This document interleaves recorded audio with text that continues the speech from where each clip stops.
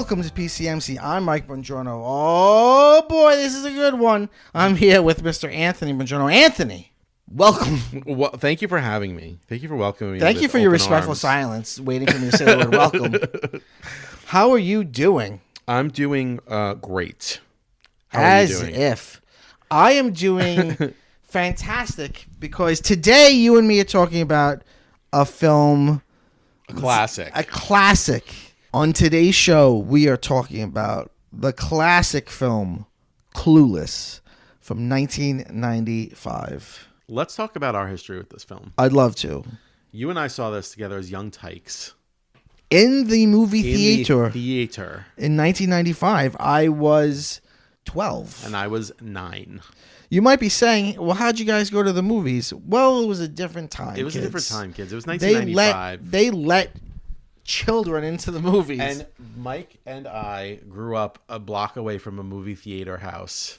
So Right. often on a Saturday, we would go to the movies together. Right. We saw a lot of stuff. Yes, that's right. And a lot of inappropriate stuff. Yeah. Not that this is necessarily inappropriate. It's not. But we would see what was playing. It was being but we liked hyped it. up. We liked it. It was a cultural phenomenon, and it was being hyped up like crazy on MTV. Yes. So that's how we knew to go see it. Yes. It was the ad campaign Yeah. for Clueless on MTV is something that I'd forgotten about, but I rediscovered through YouTube. Right. They had did, like, little shorts. interstitial Yeah. shorts. Yeah. Which I sent you one earlier Yes. today. Yes. They're fun. They're Yeah. cute.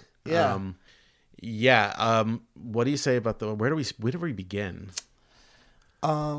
So we saw it when we were children. We both loved it right away. How many times do you think you've seen it since? Because I would say conservatively 1 million times I've seen it. Well, I'm gonna try to give a real answer. I've seen it at least 23. I feel like I've seen it at least 50 times. Okay. I've seen it so many goddamn times. I know pretty much every line. Right, like typically when we do an episode, if it's on a film or something, I'll watch it twice if I can, and then take copious notes. This time you didn't need to. I just watched it today, and it wasn't even the first time this year that I watched it. Yeah, no, I took some notes just so we have some things to talk about. I'm glad you did. But you and I watched it just last summer at Janine's. We did a screening of it. That was last summer, wasn't it? Was it? I don't know if I think saw so. it. Was Oh, I is there? it? Yeah, I've seen it twice at the Alamo. You were there. I saw it. One of the best Alamo screenings was they did a movie party of Clueless. Ooh, that's fine. And like everyone is shouting out all the lines. People know the music. It's so iconic, especially for millennials. Millennials love this movie. Yeah. It was such a fun time to see it with an audience. It's also like when you see things for a long time on TV or VHS, You miss the subtleties. you miss what's funny. Like people were like uproariously laughing in the theater that I saw it in. It's not Paul Rudd's first movie, but it is. I feel it's the movie that gave us Paul Rudd. It is. It's his first like big, and he's so deal. adorable in it. Yeah, people talk about him not aging because he looks so good, but if he definitely has aged because you look at him in this and he looks so young. Yeah, he's the one who says the title. Yes. Well, no, they said a few times. He's the first, isn't he? No, the first is when they first meet Ty. Oh, you're right. She's so voiceover. She unbelievably says she's yeah. so clueless. Yeah. Right? And then he He says says you met calls someone her- even more clueless than you. Right. And yeah. then she says, "I'm clueless." Yeah. Well, it's based on Emma, right, by It Jane is. Austen. It's based on Emma by Jane Austen, an 1815 novel. I'm a Yeah. pretty big Austen head.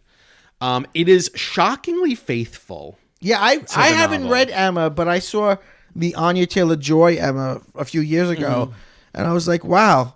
She really captured. So the plot is very faithful, but she also captured the tone, Right. and the character. So the character Which of is Emma amazing.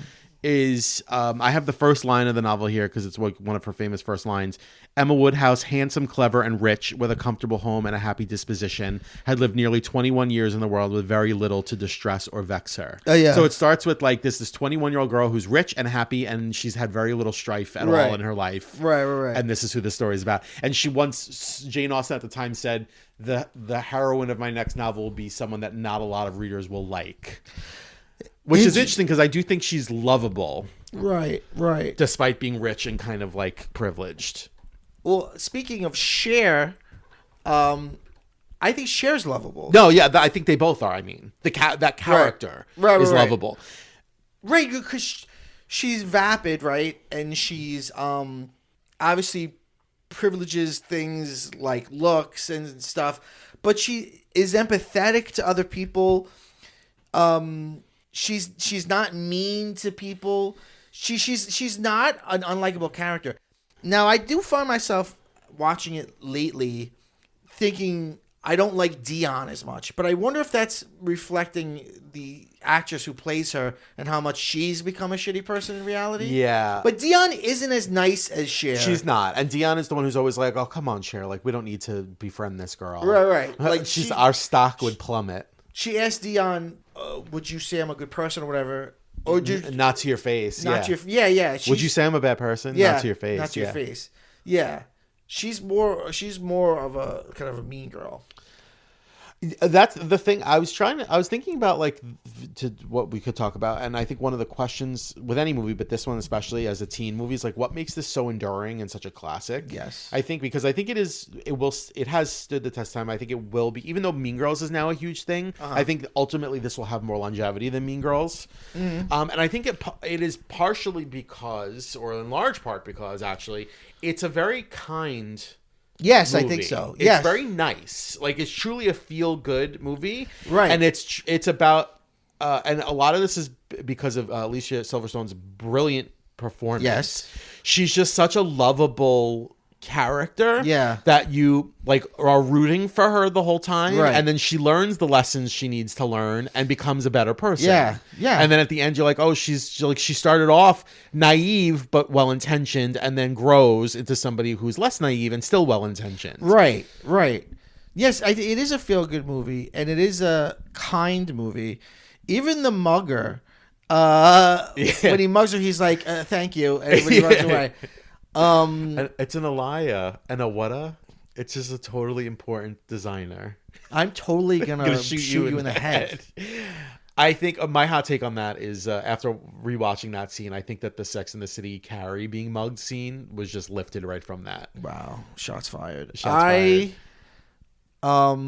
It's a great scene, and she's so good with like Alicia Silverstone does so many good like the little she's whimpers are so good. I looked up her age today because I was like, how old was she? She was super young. She was only 18 when she made this. Yeah, she's like genuinely really young when she made this, but she's doing such a competent job. Have you read anything about like? So I read there was a book that came out for the 20th anniversary called like. It was like an oral history of Clueless, and I don't have it anymore, I don't think, but I read it, and Amy Heckerling talks about like why she wanted her for the role, and she said that it was an endearing thing that she did when they went out to lunch to talk about it.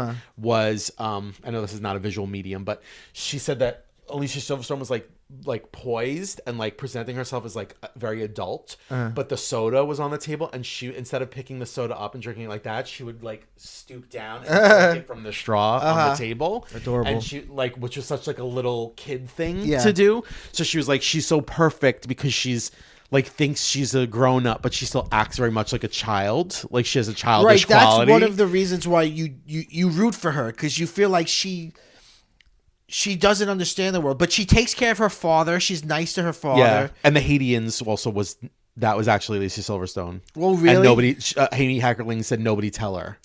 There's so many mispronunciation jokes that I didn't get as a child. Yeah.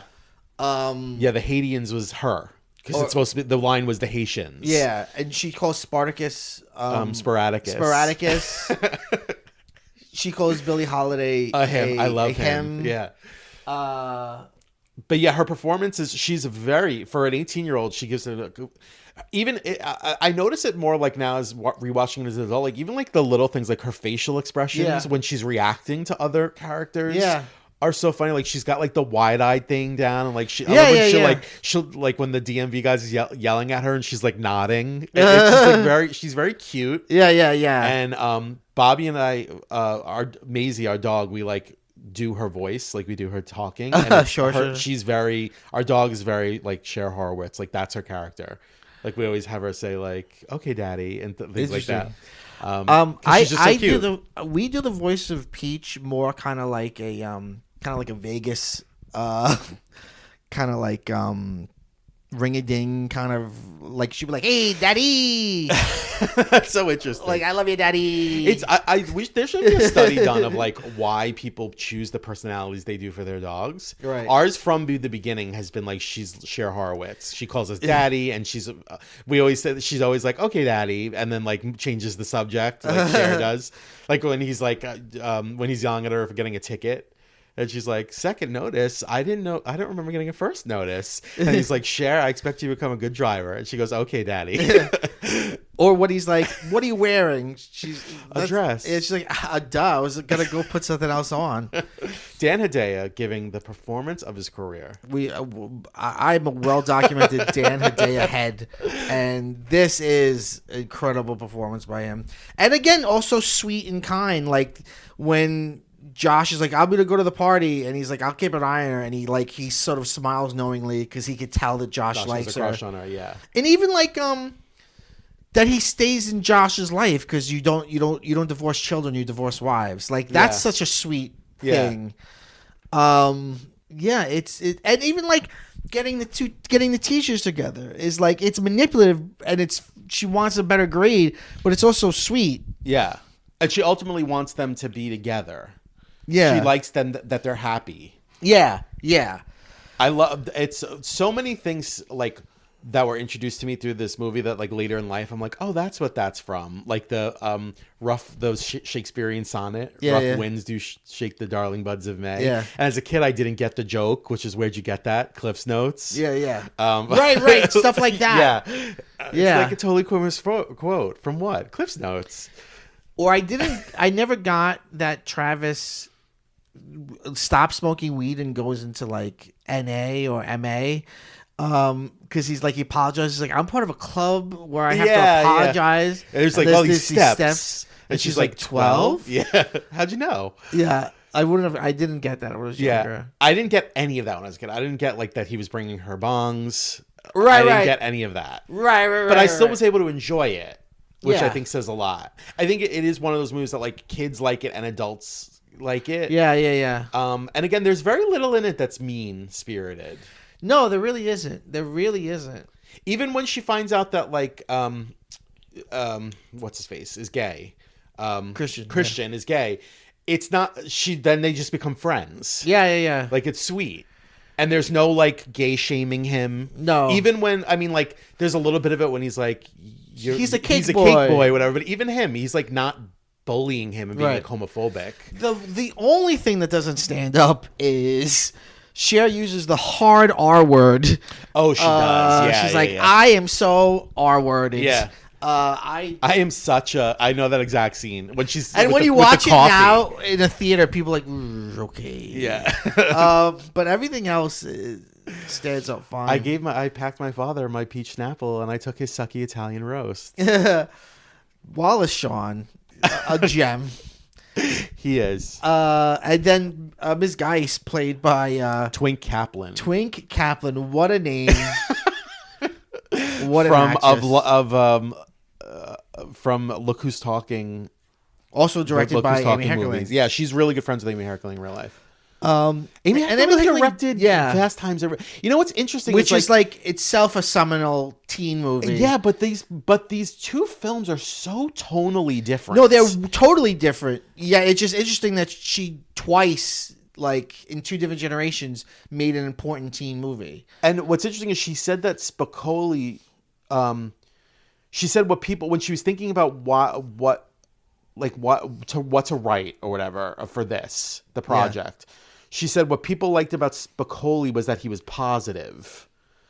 So she was like, I wanted to write a character who was happy, and then I thought about Emma, which I read in college. I think Travis, played by Breckin Meyer, is a little Spicoli. Yeah. That's the only kind of connection that I would see. But yeah, Fast Times has I think Fast Times is much more, and maybe that's the source material, but it's much more they like pregnancy in it. Yeah, it's much more what's the word? It's like I don't know, it's not as nice. There's something caustic about it. Yeah. Cautionary. Yeah. And a little bit like, I don't know. By the end, the characters feel like jaded. Yeah. This is much sweeter. Yeah. Yeah. Cynical was the word I was looking for. Yeah. I feel like it's a bit more cynical.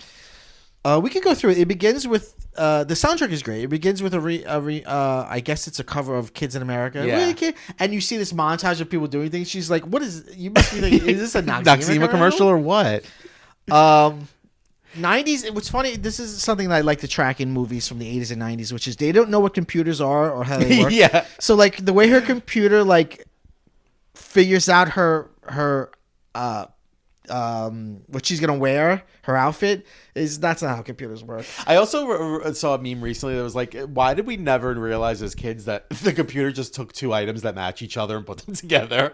Right. Like it doesn't take a computer to say right. Why this does she top and need a this bottom computer at all? match? Yeah. Well, what do you're someone who the soundtrack is interested in like fashion, right? What do you think her first look in it is the plaid, yellow, yellow plaid. The looks in this movie are iconic. Yeah. And they have been played with so many times, including in like remember the I'm So Fancy video? Yes. I mean, it's so I was thinking about what makes this movie endure. I think it's also that the fashion is unique, and it's like not of a time period, so it becomes timeless. And the same thing for the slang, because all the slang was made up. Interesting. Yeah, which is something I didn't know until I read it from Amy Heckerling. So really? She specifically said, I want to use made up slang so that it never gets dated. Interesting. Which is interesting because then As If and whatever like became things in the 90s. But that was all her. None of that was real slang. That's so fascinating. And I'm Outie, that was her. Wow. But people said bugging. That was in the African American community. That's a real one. But when that's another thing that I think doesn't maybe totally hold up. When she goes, I'm so bugging, like people seem to laugh at it at that moment. Although it might have been that was what they were aiming at too. I don't know. Yeah. I mean, the film's politics I think they're pretty okay. I don't think this movie's like dated, other than like the R word and stuff. But like, no, not really. It's pretty progressive in its way. I mean, her best friend is a black character. Yeah. There's equal her fashion is crazy. Equal representation between the black characters and the white characters for the most part. Dion's hat is crazy. But I love the way that they make fun of it. She makes a joke about shopping with Dr. Seuss. Yeah. And she says, at least I didn't skin a collie to make my backpack. Yeah. It's fun. I also wrote down just a lot of classic lines. So good. Don't tell me those brain dead low lies have been calling. They are your parents. That's fun. I love right at the top. It's got such a strong beginning. Yes, it does. Right at the top when you see him, Dan and Dea coming down the stairs, and the maid screams and runs away. Right, everyone's afraid of Mel. Everyone's afraid of him, but not. But what does she say? She's like, but he's not. I'm not afraid of him because I'm his daughter. Yeah. So it's really cute. The Hades. She's in debate class, which is what Wallace Shawn teaches. Yeah. The Hades thing is interesting because it shows that she's naive because she's saying Hades wrong. Yeah. But it shows that she is empathetic. Yeah.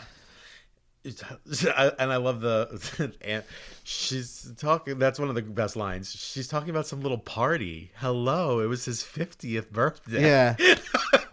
Amber is crazy because she's almost like a parody within the movie. Because everything about her is more extreme than every other character. Yeah. And she's also like a weird, like, you can never really tell if she's her friend or enemy. Right. And then in the show, she becomes a main cast member and is like a friend. Is that right? Yeah. Now, I gotta say, I have no knowledge of the show. I watched it when it was on. I've never rewatched it or revisited Jen it. was a fan of the show when it was on. I forget that there is a show. That was actually, remember there was a joke in Girls where somebody mentions Clueless, and then another character's like, the movie or the show? And Lena Dunham's like, show. Like, nobody talks about that. It was every cast member except for Cher. Yeah, it was Rachel Blanchard. But it was Dion, it was Daniel Faison, it was the teacher. Donald Faison. Yeah. And Mel was a different character. Today I was like, I'm not doing this. Today I was not doing that. But no, the Amber, I always thought as a kid was like, why is Amber like in the beginning sequence? Like, they're not friends. You know what's interesting that I think a young audience wouldn't. It's a joke that wouldn't read as a joke now. When Cher and Dion are talking on their phones and then they meet up and they just start talking. Yes, because kids do that. Right. Now. At the time, that was a joke. That was like a ha-ha, very funny joke. Yeah. Because having a cell phone was such a rich thing. Right. And now that wouldn't read as a joke at all to them. And the fact that they just both hang up the phone and continue the conversation. Talking. Right. Which is, that's what people do now. Yeah. I always really love when they're on the phone and she's like relaying the conversation to Ty, and then Dion just goes, "Hello." Yeah. I was just that little beat. I always think is really funny. Yeah. I like that. Like Dion, like kind of loses her patience with her sometimes. It's kind of funny. Yeah, because she's supposed to be like more mature of the two. Right. She's not a virgin, but she's done everything else. Yeah. She's a technical virgin. Yeah. I've known so many people like Josh, like he's reading Nietzsche with sunglasses on. It's so much of that humor went over my head as a kid, but now in college and post college, I love that's such a great joke. Which is like, ugh, freshman psych rears its ugly head. Yeah, it's funny that a lot of the shit they say is like very knowing and funny. Yeah. Or like Dion says, he's in his idealistic post-adolescent idealistic phase. Yeah. And it's funny that he's reading Nietzsche. God. And then later on, a similar joke, Christian is reading Junkie by William S. Burroughs. Yeah. Because his thing is like he was out, and Cher was just too naive to pick up on that he was gay. But his like whole style, he's like a hipster, but like not like the way we used that term 10 years ago, like an actual 50s hipster. Yeah. Like the whole like 50s slang, like where the cool clam bakes are. Like, and then the great Dan Hedaya who's like, do you think the death of Sammy Davis has left an opening in the Rat Pack? But it's also like, what's with you, kid? It's so funny as an adult, like, the joke is like he's so obviously gay, and she doesn't get it. But we don't get it. But he's reading. I think at one point he's reading Howl. He like brings over Tony Curtis. He brings movies. over some like in Hot and Spartacus. He loves Tony Curtis. Yeah, and then even when she's like trying to hit on him, you see him make a face. Like, you see him get it. You know I'm gay. You see him get it. Then he goes, "You know what? I'm tired. I gotta go." Yeah. It's so funny. Yeah, the part when he's still dancing, and it's like him dancing with the one guy. Yeah, or like he's like, oh, he's so good. Look how he doesn't even look at other girls. Yeah. And little things that you notice, like Paul Rudd clocks him early on too. Like Paul Rudd sees it, is like, I love he calls him the ring-a-ding kid. Yeah. Do you drink? No, I'm cool. I'm not offering. Hey man, the protective vibe, I dig. What's with you, kid? What's with you, kid?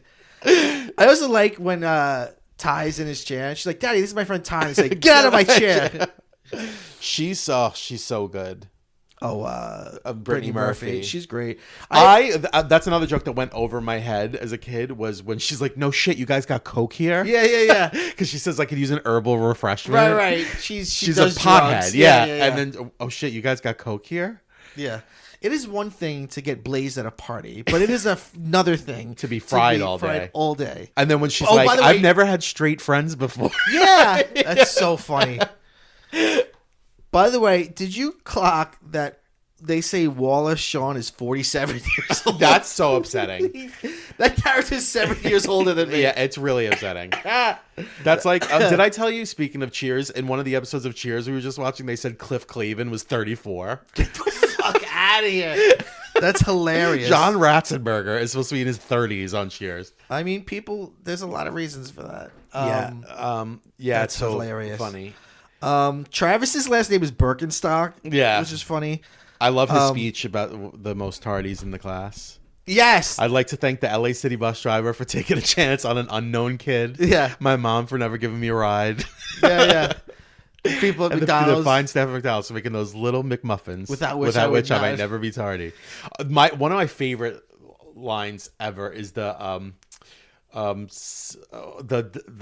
Faison when he's like, well, some of the verbiage used has may be found lacking. They don't necessarily have misogynistic undertones. Yeah. Wow, you guys talk like grown-ups. Yeah. Well, this is a really good school. It's hilarious. I used to know the whole thing. I forgot it. And then the end, he's like proud of himself for having said it. Yeah. Not necessarily misogynistic undertone. I like when he's like, does anyone have anything to say to share? And Travis is like, I guess like when I make fun of my mom's music, it's like my kids will make fun of my music. And he's like, well, tolerance is always good, even when it comes out of nowhere. Oh, yeah. He's like, the way I feel about the Rolling Stones is the way my kids might feel about Nine Inch Nails. Yeah. Well, tolerance is always a great lesson, even when it comes out of nowhere. It is funny. If you've ever taught, you've had moments like that where the kid just so there's nothing to do with anything. Yeah, Donald Faison is Murray. He's so cute. Like, look, now I'm like, oh, they're so young and cute looking. Yeah. He was, I think, also like really young. I think Stacey Dash was the oldest. She looks kind of old, like she looks in older. Her 20s. So does Amber. Amber looks like she's a grown ass woman. Yeah. Many of the girls in the background all have bandages on their noses. Yes. To imply nose jobs. Nose jobs, yeah. It's like a Beverly Hills joke. Yeah, yeah. There's a lot of that. There's a lot of that. I love the I'm just getting a snack with my girlfriends. Where? Kuwait? Yeah, because of the fucking helicopters. Is that in the valley? Julie Brown as Miss Stover, the gym teacher. Oh my God. It also took me years to figure out that she was a lesbian. Yeah. And that was the joke. Right. So much of it I didn't get. At the wedding at the end, she's wearing a white suit with a black tie. It's great. In the grand tradition of PE teachers, Miss Stoger appeared to be same-sex oriented. And then I love also when she's like, I can't eat, I can't sleep, pretending to have a breakup. And Miss Stoger's going, and they're all like that. Men are all like that. Yeah. Yeah, that's so funny. I mean, cinematically, it's great. It uses, it's got such a tight structure. Right. It's only like 90-something minutes. Yeah. It uses montages really effectively. Every montage brings the narrative forward and expands the world. It's episodic, but it doesn't fall prey to the thing that episodic movies sometimes do, where it feels like there isn't meandering. Forward. Yeah, there's no forward motion. Like it's episodic, like there are little like there's the Thai section and then there's the Miss Geis section and with Wallace Shawn. I forget his name, Wallace Shawn? Mr. Hall. Mr. Hall. There's the Christian is its own section later on in the movie. And then there's also like the running thread of like these rites of passage, like getting your driver's license. Yes. And like that's a theme from the beginning. It's like she's working on her driver's license. Yeah. And then like there's a little montage of her arguing her grades up. Yeah. Because she has a C- average and she argues it up to an A. Right. I couldn't be prouder than if they were real grades. Yeah. Did you do some extra credit? No. Would you retake the midterms? No. You argued your way from a C- to an A. Ty and Travis have a meet cute about Marvin the Martian. Yeah. They have a very cute relationship through the whole thing. And he's very cute, like the way he looks defeated when he tries to help her at the party, and they're like, "Get out of here!" It's so sad, right? Because she's pushing Elton so hard. Yes, and he's such a douchebag. Right, and she's so naive. She doesn't realize Elton's into her. Right, and it's so obvious. He is constantly hugging her and kissing her and touching her. God, Elton, can't you suck? Right, they play suck and blow. And he chalks her. He uses it to use a word from a very problematic word from the early 2000s. Right. Well, no, it's a very like fun word for a very problematic thing. Yeah, which is he just kisses her, which is sexual assault. Yeah, it's so obvious that he likes her. And he keeps the picture. She's like, but you have that picture of Ty. But it's a picture you took. And he's like, I'm having a Twin Peaks moment. Yeah, that's kind of a dated reference. But Twin Peaks is really relevant. Now it's relevant again, so it's fine. I'm having a Twin Peaks experience. I just wrote down stuff like the Mentos commercial. Mentos, full of life. And the turkey sandwich Josh makes. People, eagle-eyed fans of this movie have always noticed this. He takes out like a thing and it's like one piece of bread, one piece of turkey, mayo, and then he leaves it all out. No, yeah. Come on, Josh. I also love when she says, "Is the flannel a nod to the crispy Seattle weather, or are you just trying to stay warm in front of the fridge?" Yeah. Fun stuff like that. Yeah. Like their back and forth bickering is a lot of fun. I really love the they're flirting like the night, then they get the food, and then they're watching Beavis and Yeah. I like when he's like, "Do you know what you're talking about half the time?" And she's like, "No, why? Does it sound like I do?" I actually wrote that down too because I always love that because she's vulnerable in that moment in the way that she often isn't. And then it's so cute when she's trying to get smarter to impress him. Yeah. And then she's like, I thought they declared peace in the Middle East. Right. Now she's like, now that I know he likes the news. Right. She's like, now I don't know how to act around him. Yeah. Well, what does she say? She says that great thing when she has that revelation. She's like, I'm totally butt crazy in love with him. Josh. It's so cute. And then I love when she's like, he's Josh. He's so annoying, whatever. And then like you see the one shot of him like looking really hot, and she's like, okay, so he's kind of a Baldwin. That doesn't. I know. That does not stand the test of time. First of all, people are like there's more than one Baldwin, and the Baldwin who shot somebody. Although they were hot when they were younger. Yeah. I love Betty's and Barney's. That's great. Yes, that's fun. Wasn't she a Betty? She died in a freak liposuction accident. Her mom dies in such like a Beverly Hills way. Right. I love it's so heartwarming when the father's like, who makes sure that when she's like, I'm just not good at anything. Yeah. Like I have no, whatever. I'm good for nothing. And he's like, who makes sure that daddy eats right? Right. Who takes care of this house? Right. Or she's like, I like a boy, he doesn't like me. How's that possible? I like a boy, so he doesn't like me. How could that be? How could that be? It's also just so cute because he's just like, my daughter's the best. Like, who wouldn't like her? Yeah. Oh, if this boy doesn't like you, he sounds like a pretty stupid fella. Yeah. And Cher, why are you dancing in front of my office? Yeah, right. She's very cute with the father. She's a nice person. We haven't said the line when we meet the gym teacher. It's also the same scene we meet Ty. Amber is like my tennis instructor. No. My plastic surgeon doesn't want it. I can't do any activities with balls are flying in my nose. There goes your social life. That was like a commercial moment. Yeah, I remember. I don't know if I even got that as a kid. I didn't. But it's also like it weirdly feels a little bit like tonally off. Yeah. But it felt like, oh, this is a trailer soundbite. Yeah. So we need to put it in. Yeah, it's a trailer moment. I was just talking about that in one of the Star Trek episodes. 90s movies are I heard that. The 90s movies were chock full of like trailer moments like that. Yeah. It's also it feels like a sitcom joke because it's such a perfect setup. Yeah. Like her saying that. Balls fly at my nose. Yeah. It's such a home run setup. My tennis coach would rather I not engage with in activities that would derail his teachings. What about when Cher's like, I was riding the Crimson Wave. Yeah. I had to haul ass to the ladies. I assume you mean women's troubles, and so I will excuse it. She says you're way existential. Yeah. Oh, no. That's what she says. Ms. Geist said you're the only teacher in this building with any intelligence. Right. She says to Josh, Ren and Stimpy is way existential. That's what it is. It's Ren and Stimpy, not Beavis and Butthead. Right. And that's when he's like, do you know what you're talking about? And then there's Josh's really annoying girlfriend. Who's like quoting Hamlet. Oh my God. Yeah. He has taken us at the most fecund point before we can wander through the garden of ideas. That's a dated joke, but a good one. When she's like, but Cher's right. Yeah. When she's like, Hamlet didn't say that. I think I remember Hamlet accurately. Well, I remember Mel Gibson accurately, and he didn't say that. That Polonius guy did. And it's true. Polonius does say that. What about when Elton like hits on Cher and he's like, I knew it, and he keeps trying to kiss her. Yeah, it's so gross. And then he kicks her out of his car. He leaves her there. He's such a piece of shit. Do you know who my dad is? You are such a You're snob. a snob and a half. Yeah. I love that her reactions are so great. Like when he says, do you even know who my father is? And she's like, ugh. Yeah. It's like, because she's rich and privileged, but at least she knows that like that's a fucking gross thing to say. Right.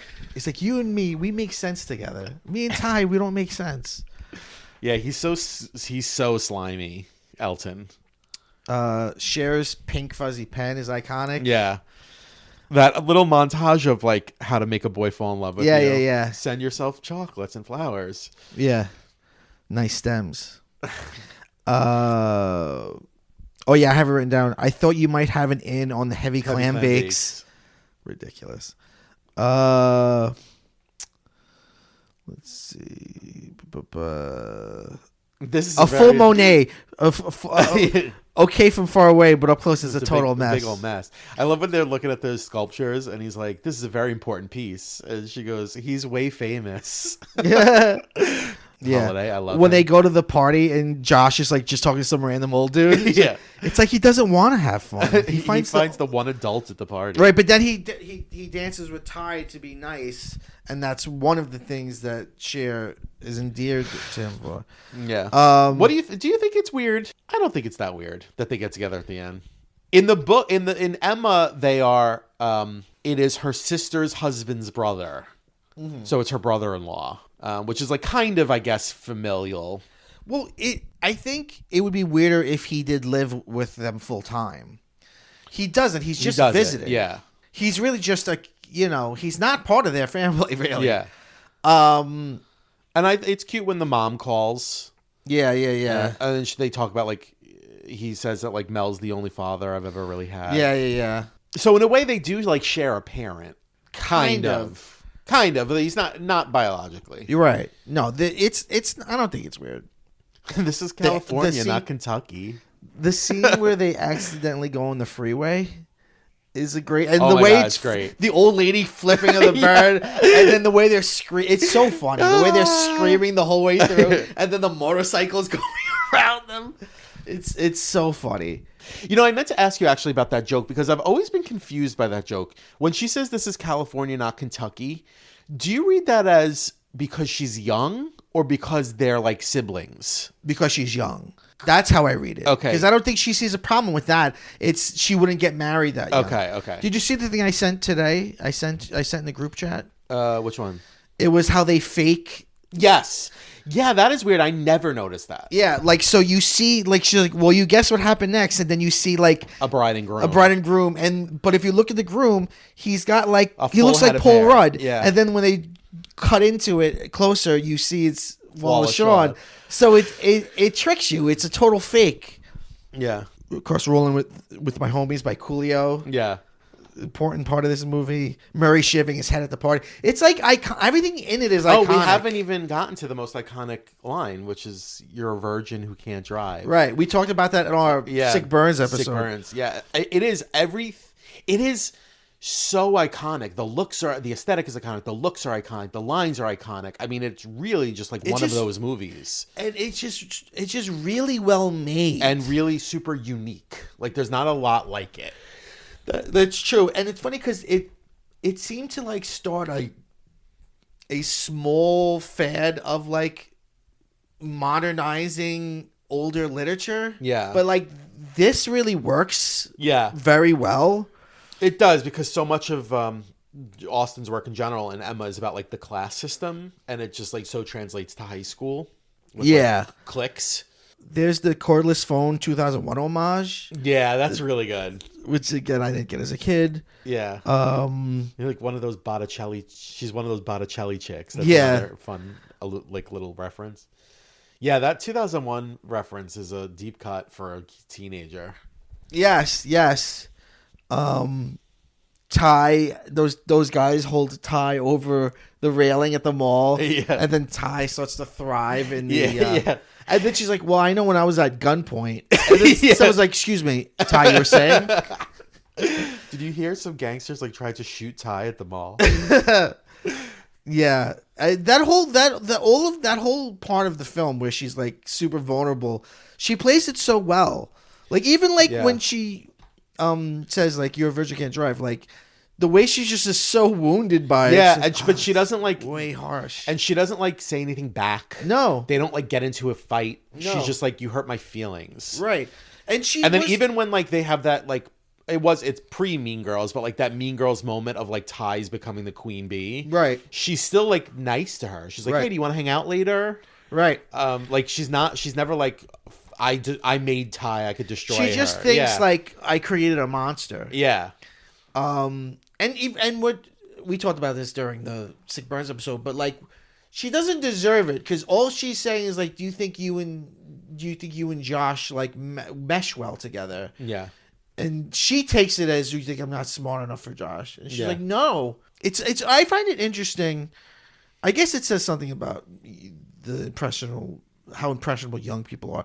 But I find it interesting that clearly Ty likes Travis, and then they push Elton on to Ty, and then she believes that she loves Elton. Yeah, and then she's like crying and sad over it. But really, like they push that so hard on her. Yeah. In the book, it's Mr. Elton, who's like of a higher class. Oh, okay. And she like wants to marry like this lower class guy, but Emma's like, no, you can't. Like, you need to marry up. And then it's like so clear to the reader that Elton wants to marry Emma, but it's not clear to her. It's like very, very faithful. Yeah. Let's talk about the guy who works for Mel, who calls her like a moron. Yeah. Can you imagine talking to your boss's daughter? Yeah. A moron and like he calls her a bunch of shit. Yeah. It's insane. Because she's what does he say? He's like brain dead. I think he calls her a dumb something. Yeah, he calls her a bunch of shit. Yeah, it's crazy. That's crazy. Yeah. It's out of pocket. It's insane. It's out of pocket, as the kids say. Yeah. Yeah. He's like, now we're a day behind because she's an idiot. Yeah. And then that leads to them kissing on the stairs. She's like, you think I'm beautiful? So cute. She's so cute. And he's so cute. Hollywood too. did her dirty. Yeah, Hollywood did her really dirty. She's so good in this. And then she was in like that really bad Batman movie where she got torn asunder because she gained a little weight. A little weight. Like really like and like headline after headline calling her fat girl, which is like so horrible. Which is insane. Yeah. I mean, they really did her dirty. Yeah, it's true. She didn't have the career that she deserved, I don't think. No. She did play He-Man's mother on the first season of New He-Man, and she says "as if." Oh, that's cute. As if. It's funny because that's so a thing people still say. Yeah.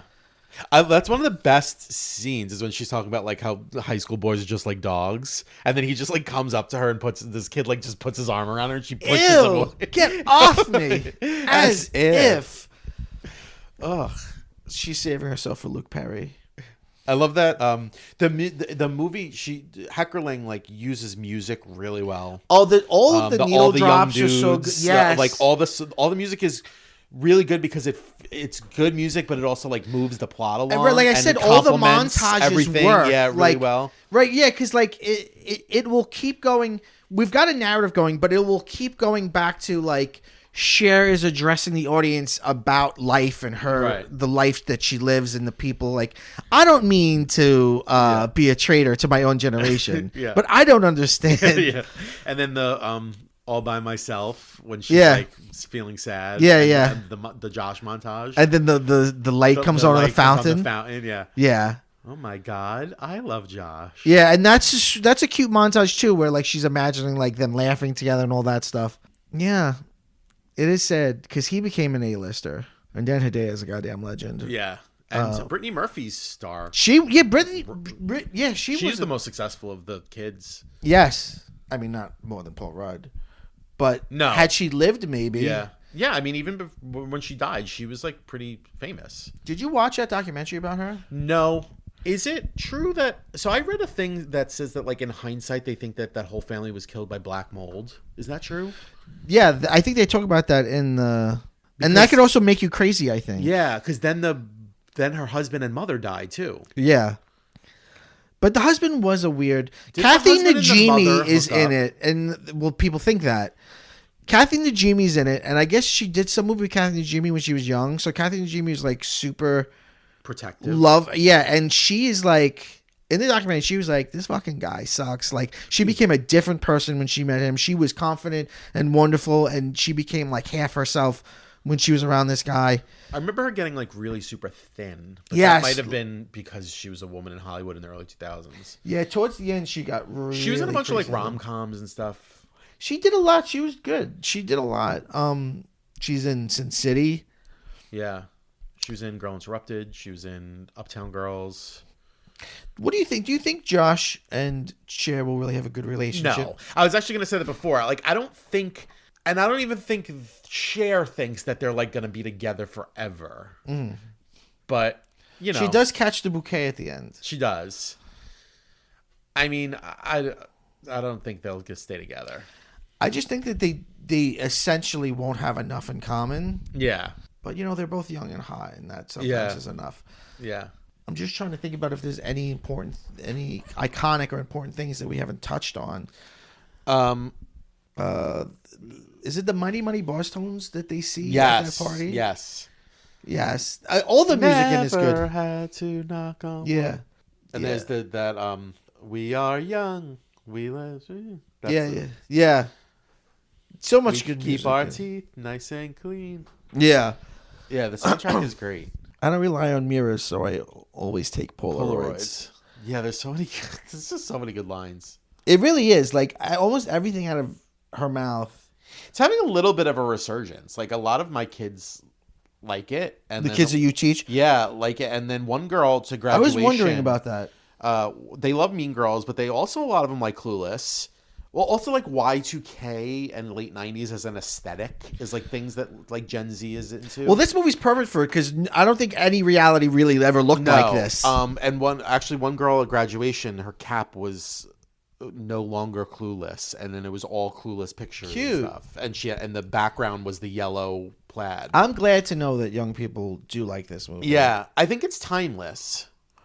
Yeah, I think if you get over like certain little things, the story that it's telling is timeless. It's high school kids and Oh, we didn't talk about that scene where she takes the road test is a great scene. Yes. Girly, as far as you're concerned, I am the messiah of the DMV. You can't be the be-all, end-all, last word in driver's licenses.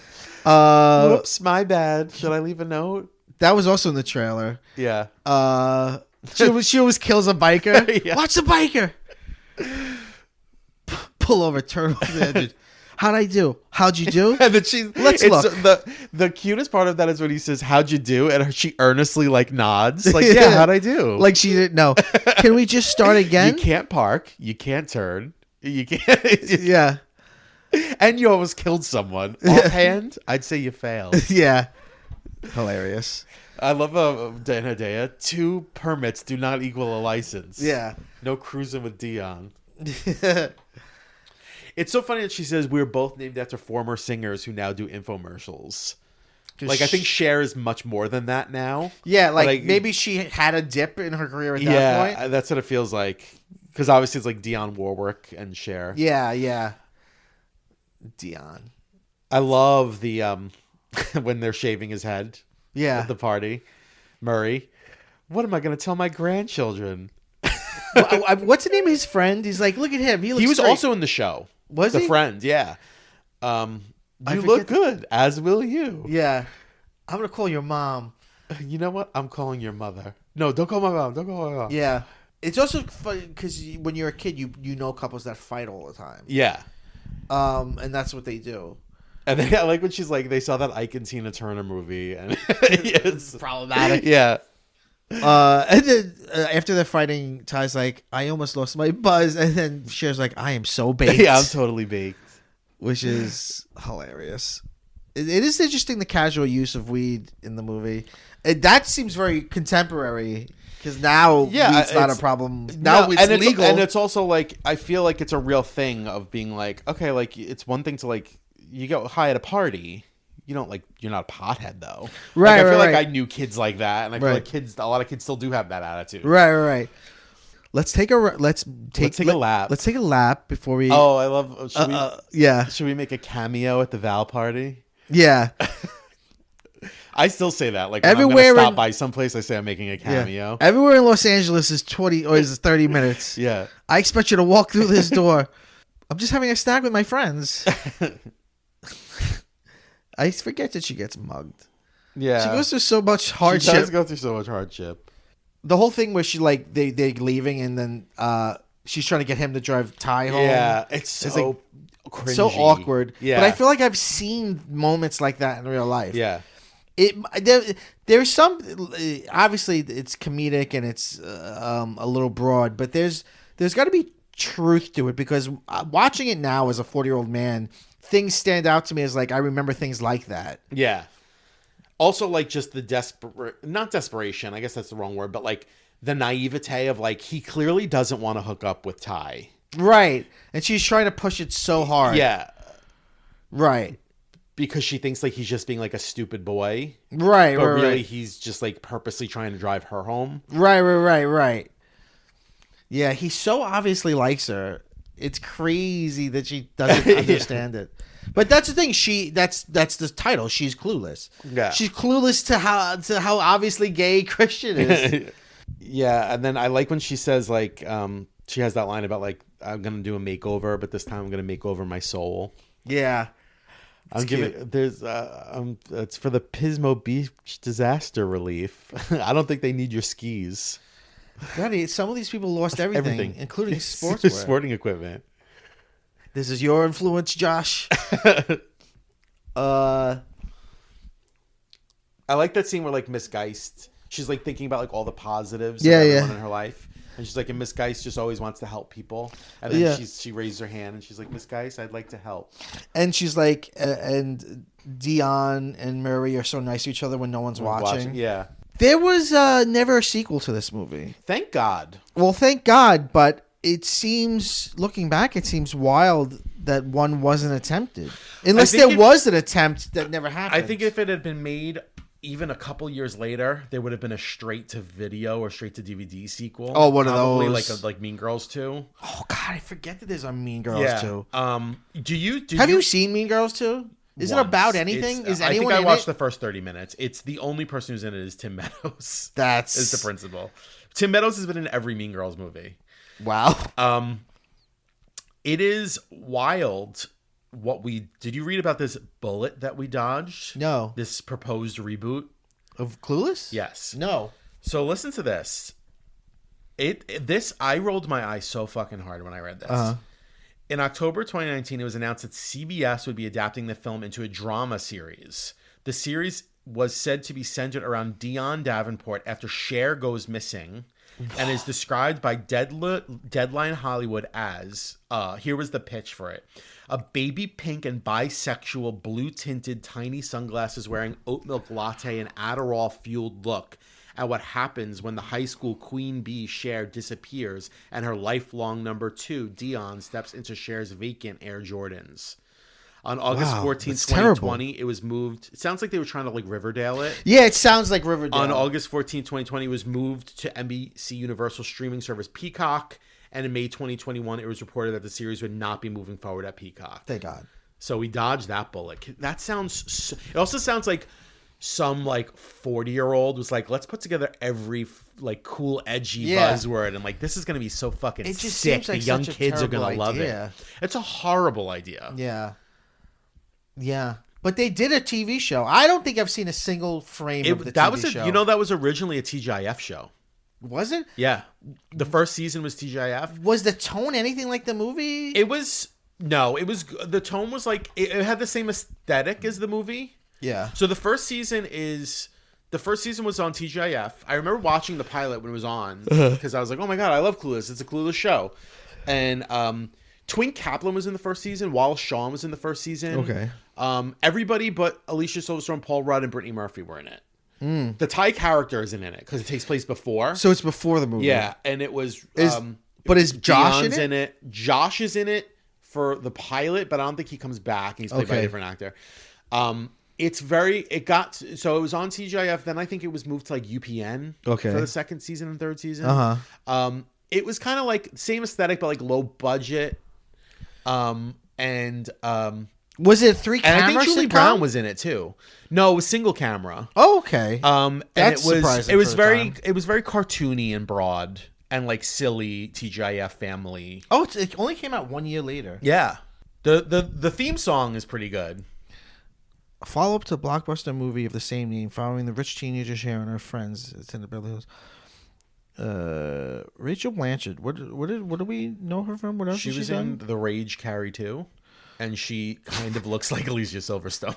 That's what we know her from. She was in Road Trip with fucking Tom Green. Yeah, I mean she was a pretty good Cher. She related to Rowan band, bro? I don't know. Just an old man doesn't know anybody's name. Yeah, it was on for I think 2 or 3 seasons. How old is Stacey Dash? She was born in 1976. So in 1995, she was 19. Oh, okay. Oh, I thought she was older. I thought she was older too. David Lasher as Josh. I've seen this guy in other Yeah, things. he's like a TV guy. Donna Faison is Mary. Amber's the same person. I'm not sure if Twin Kaplan stayed on past the first season. Doug Sheehan. They changed Mel too. Mel was a different actor in the second season. Oh, really? Yeah. I'm sure. You're right. Yeah, he was both. Doug Sheehan played him, and then Michael Lerner. Yeah, I'm sure if I watched it now, I'd be like, "This is absolutely horrible." But as like a 9-year-old, I was like, "Oh, this is good," because it's on TV. Of course, it's good. It's like on Big Mouth when they're like, "Of course, it's gonna be good. It's a movie." Right. What's like an episode? Can you remember a single episode's plot? Not one. I'm gonna look up a single episode. I know it was silly and goofy. Clueless trivia. Clueless 1995 was originally conceived as a TV show, but made into a movie first. Oh, that's true. I did know that. And it was originally called No Worries. That's a shitty title. Yeah. 62 episodes. Over. God, was it 3 seasons or 4 seasons? Yeah, 3 seasons. Could you believe it? All right. Season 1, episode 1. As if a girl's reach should exceed her grasp. That's rough. Miss Geis is helping Cher, and so she recommends that Cher anonymously fill in as Miss Buzzline, the advice column. Yeah, it's stuff like that. It's like Saved by the Bell. Saved by the Bell. Yeah, I was just gonna say that. Well, there's no tie in it. Or if there is, I don't think she's a major character. Oh, Breckin Meyer's in it though. Yeah, a lot of them were in it, especially in the beginning. I could see why. I could see doing it. I could see like if I was. They probably got paid pretty well. Director. It was on ABC. She directed like episodes. Did she? Oh. Looks like she did. Good for her. She needed that money. I mean, TJF was. He played somebody different. Breckin Meyer, who played Travis in the movie, guest stars as Harrison, a teen with a secret crush on Cher. That's interesting. I mean, I guess at the time in the 90s, like to get a show on TGIF was a pretty big deal. Yeah, that block. It's so crazy that like Friday night was such a. Right, because it's even, but both before and after that, it's classically thought of as like a real dead time. But you know what always shocks me is if you look back to like some of the greatest shows of the 70s, they were all on Saturday night. Saturday night used to be a big TV night. That's crazy. Like I think All in the Family was on Saturday night. Interesting. All right. Well, I think we've said it all. Is there anything else important to say about Clueless? If for some reason, listener, you haven't seen Clueless, run, don't walk. To see Clueless. What's wrong? You will love it. I don't think I've ever met anybody that doesn't like it. I had to ask Jen. I was like, "Is it okay if I do this episode without you?" Because she really loves it. And I mean, I would have been okay if you did it with her, but I feel like because we saw it together. Yes, we did see it together. We were there. We were in before it was cool. I remember like asking Mom if we could go, were we allowed to go see it. I guess it seemed because I think it was it rated R? Oh, I don't know. Or was it rated PG-13? I mean, there's drug use in it. We also saw Scream like the year later, and you were like, "Fucking how old?" 10. It's things are crazy back then, kids. What am I looking at? Oh, what it's rated? Yeah. For some reason, I feel like IMDb doesn't give you that, even though it should. I'm sure a simple Google search. Well, if you want to fucking Clueless. What was Clueless rating? It was rated. I bet it's PG-13. PG-13. Yeah. It's crazy. I mean, there's a team party where there's drugs and passionate kissing in the background. She tries to have. I mean, I don't know if it would still be rated PG-13. There's robbed at gunpoint. I remember the part of the marketing was true. Some of the marketing was like from the director of Fast Times. That makes sense. And I remember I remember having a conversation with her where we were asking her if we could go because I remember her being like, I don't know, Fast Times is kind of like an adult movie. It is kind of. There's definitely children shouldn't see Fast Times. I don't know. Actually, I don't think I'm someone who doesn't give a shit what children see. As a kid, I saw everything, and it had no effect on me. There is a scene in that I remember seeing that as a child, and there's a scene where she goes to get an abortion. Yeah, right. Yeah. Yeah. We should show fucking we Fast should. Times to kids. Yeah. So they know abortions are cool and awesome. And great and legal. Yeah, or absolutely. Used to be. All right. Well, this has been Pop Culture Man Show. Oh, sorry. Can I ask you one more question before we Sure. go? So Jen is a huge Clueless head. She loves Clueless. And loved the show, too. Maybe we should do an episode on the show, and she could be our Sherpa for that. You would have to... I would have to either watch the whole show, which feels like something that can't happen. Does she still watch it? No. But she watched it enough. I mean, I watched it, too. We're the same age, so we were both around like 9 or 10 when it came out. Right. I was going out crushing You're puss. out fingering so many girls. I said crushing puss. Well, you were like, let's watch TGIF. All right. We end every episode by saying... Go bye-bye.